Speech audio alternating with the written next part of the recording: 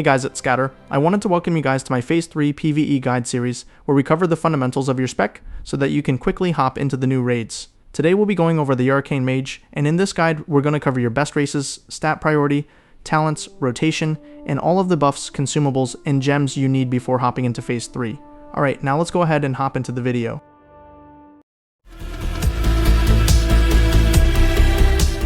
Before mentioning the best races, it's important to know that unless you're min-maxing, races don't make a substantial difference and you should play whatever race you want. With that being said, Gnome is the best race for Alliance for PvE. The Expansive Mind ratio will provide you with 5% more intellect. This gives you a larger mana pool, increased critical strike chance, and it ties into the talent Mind Mastery that you'll be taking to directly increase your damage. They also have the Escape Artist racial. While this is mostly a PvP racial, it still has some niche uses in PvE. For Horde, Troll is going to be your strongest option. They have the Berserking racial, which gives you another strong burst cooldown to combine with Arcane Power, Icy Veins, your trinkets, and Bloodlust.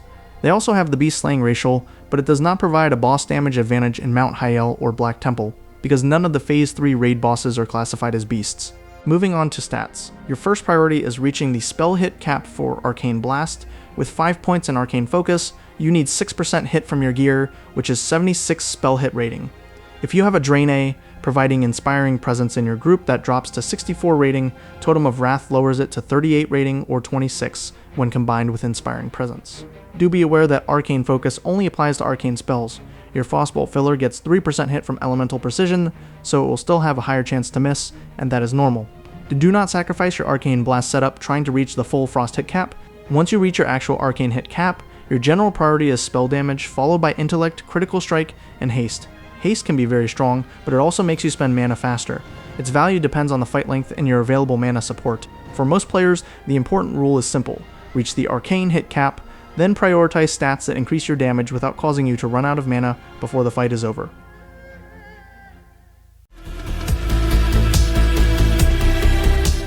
Moving on to talents.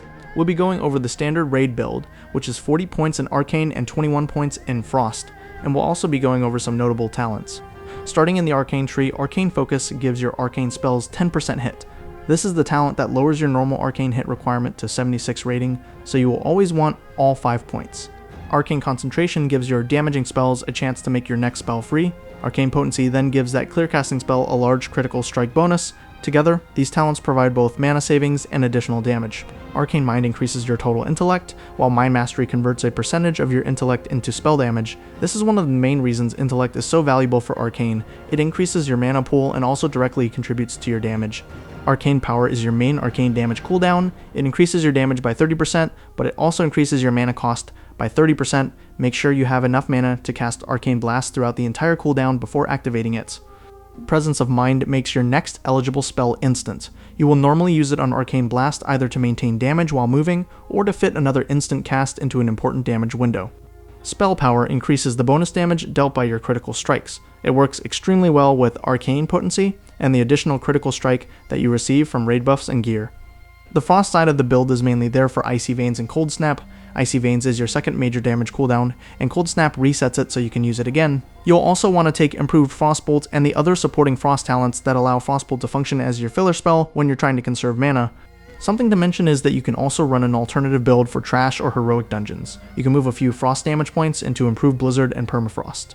This gives Blizzard a strong slow for controlling large pulls, but do be aware that you will lose a small amount of single target damage. Alright, now let's go ahead and move on to your rotation.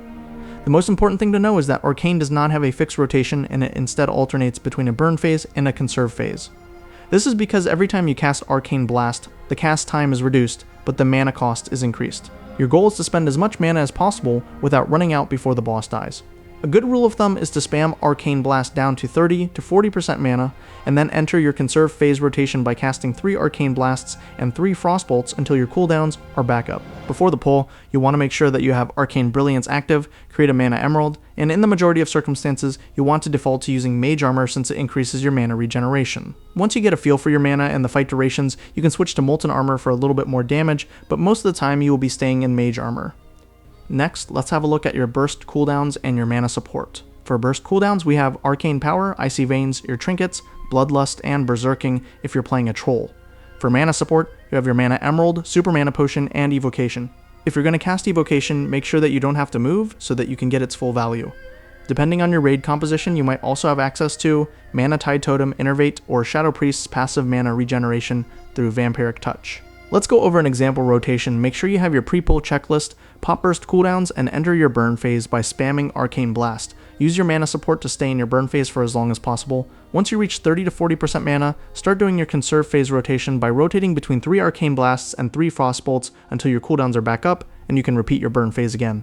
If you have to move, you can use Presence of Mind and Arcane Blast or Fire Blast.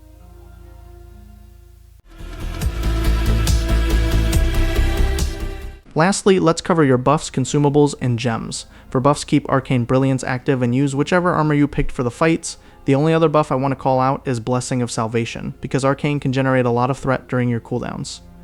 Moving on to consumables. Your best elixirs are going to be Adept's Elixir and Elixir of Draenic Wisdom. If you want a flask that persists through death, use Flask of Blinding Light for damage, or Flask of Distilled Wisdom when you need the additional mana. For food, use Blackened Basilisk, Crunchy Serpent, or Poached Bluefish. They all provide the same spell damage and spirits. You should also apply Brilliant Wizard Oil to your weapon. For your potions, Super Mana Potion is going to be your default, as it will allow you to cast more spells. Use it early enough that you can potentially get a second use. If mana is not a problem, you can use Destruction Potion for additional damage instead.